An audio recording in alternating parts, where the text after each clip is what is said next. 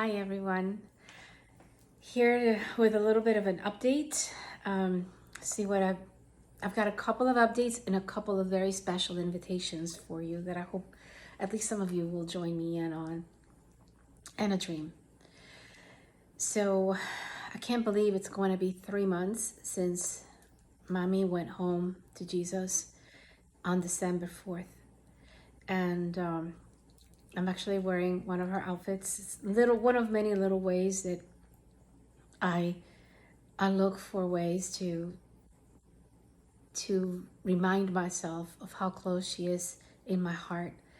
I won't lie to you, sometimes it's easier than others, and this past week has not been the easiest. And I, with grief, all of us who have had loss can relate, right? So transparency is the key. And I say this from the bottom of my heart for those of you who have experienced loss, especially those of you who have experienced loss recently.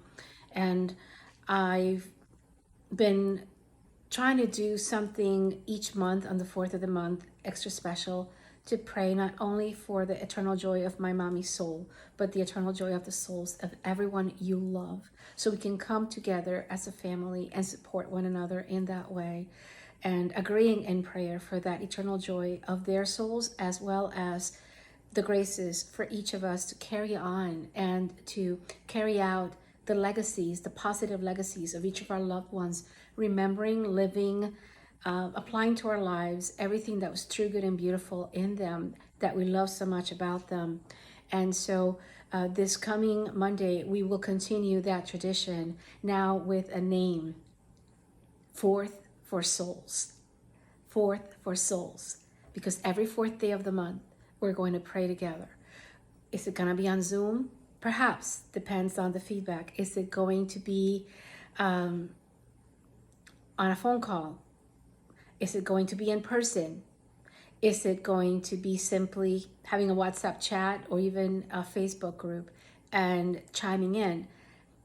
That's going to be open to what those of you who choose to participate help me decide. But we are doing something special for the eternal joy, to pray for the eternal joy of the souls of our loved ones on every fourth day, and to pray for one another. And also we'll create little spaces to remember together, to celebrate the true, good, and beautiful together.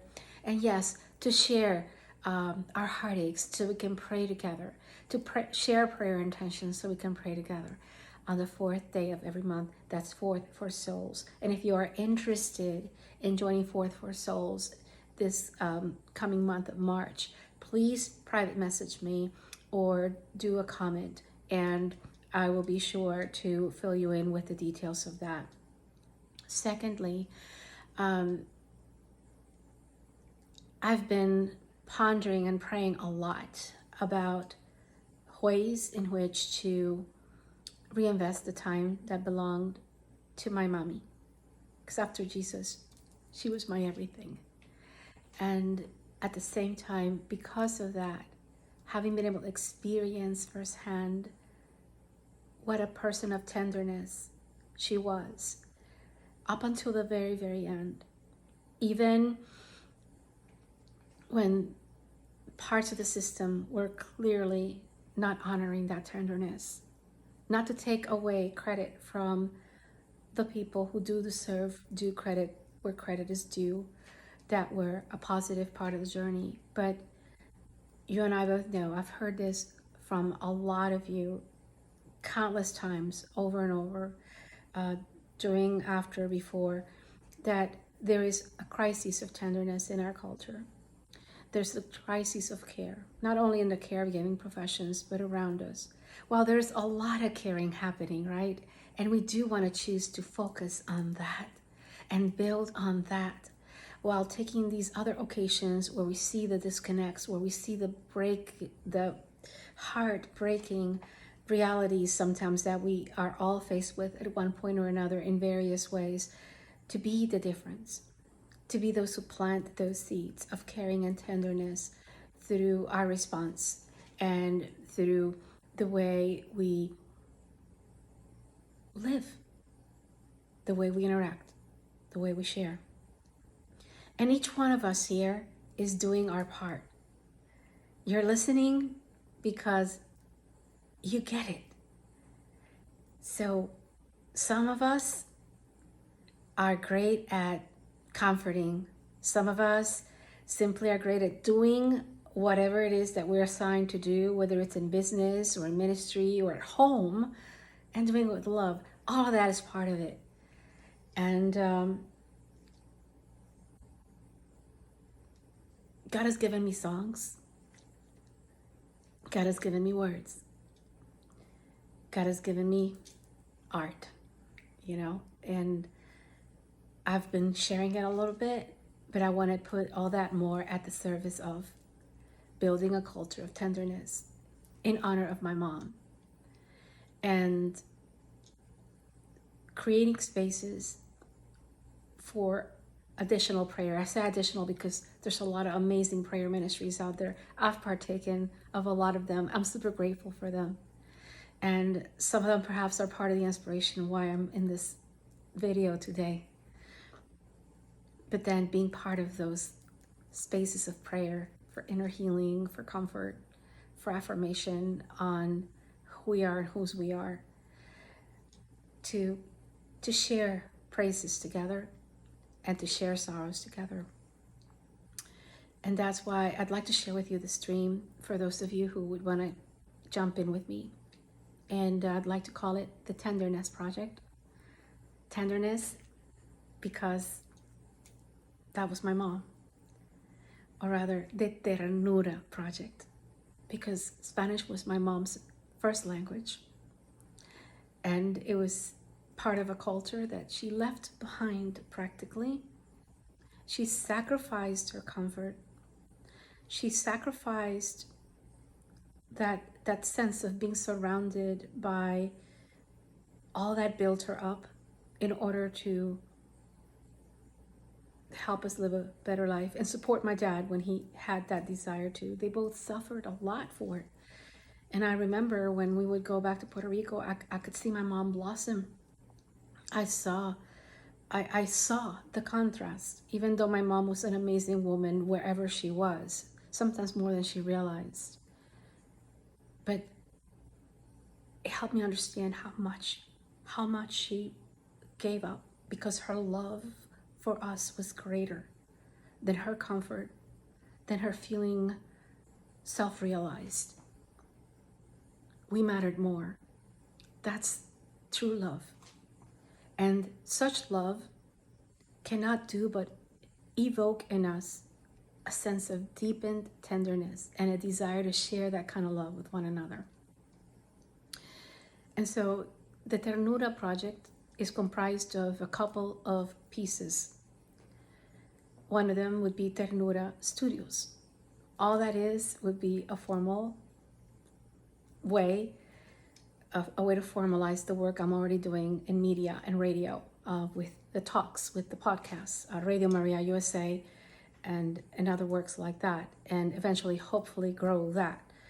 And by continuing to add content that's been in my heart for a long time that I haven't made the time because after Jesus, Mom was my everything. And the ministries needed attention, which I love. It's a life I chose from the bottom of my heart. And my mom needed my attention too. And I loved doing that. And I was working hard to create ways to spend even more time together, while at the same time honoring the commitments, that God had entrusted me with. So Ternura Studios. And the other part would be Casa de Ternura. Casa de Ternura would be a space dedicated to ministry. That would be where everything becomes organized. That'd be sort of like headquarters. That would be where Ternura Studios, or the equipment rather, would be located. Doesn't mean it's going to be like a business storefront, right? A space where all of that can happen. A space that will be dedicated to prayer. A space that hopefully will be dedicated also as a stopping place for my friends, my personal friends that are in ministry that would come to the Tampa Bay area to do their ministry work and don't have a place to stay for whatever reason, or need a little helping hand in having a place to stay. And yeah, space for, to develop my artwork. Like my little studio and things like that, a place from where to do my soulcore, while at the same time making it a welcoming place for friends and family to know they can find prayer and welcome there. It's a big dream. It's an ambitious dream. It's ironic because I'm paying more in rent than I would pay for the mortgage of my mom's condo. However, because it's been a little crazy, a lot of bouncing back and forth between two coasts, first with that, then with Orlando, God bless their souls, and now with my mommy.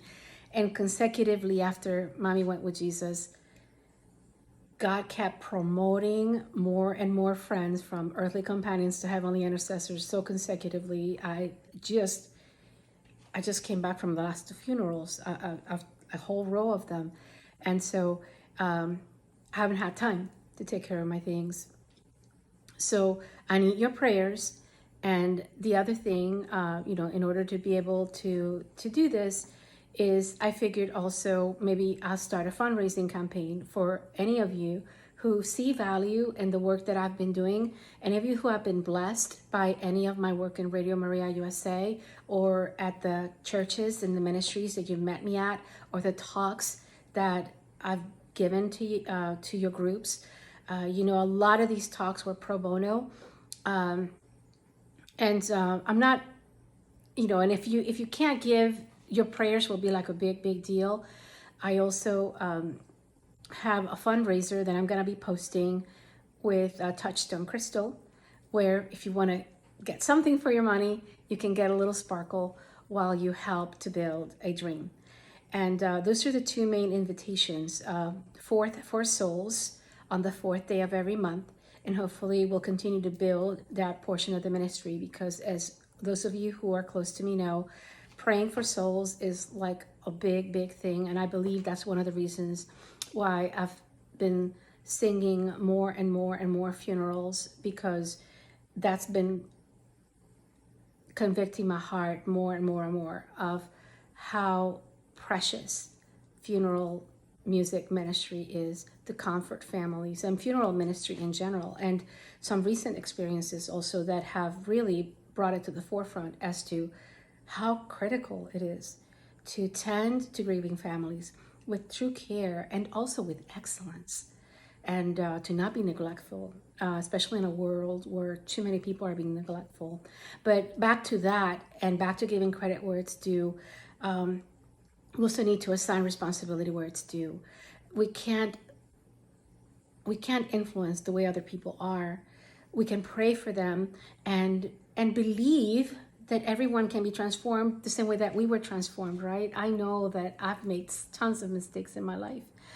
But then I can allow those experiences to sensitize me and to make myself ask the question, what can I do?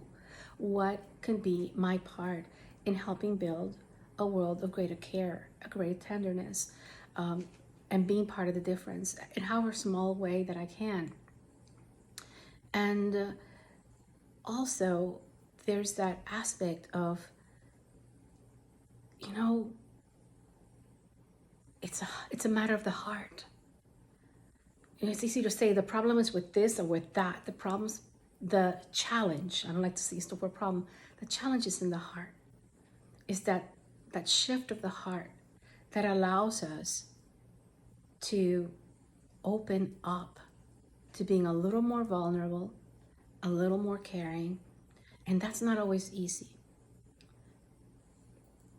because unfortunately we live in a wounded world, and hurt people.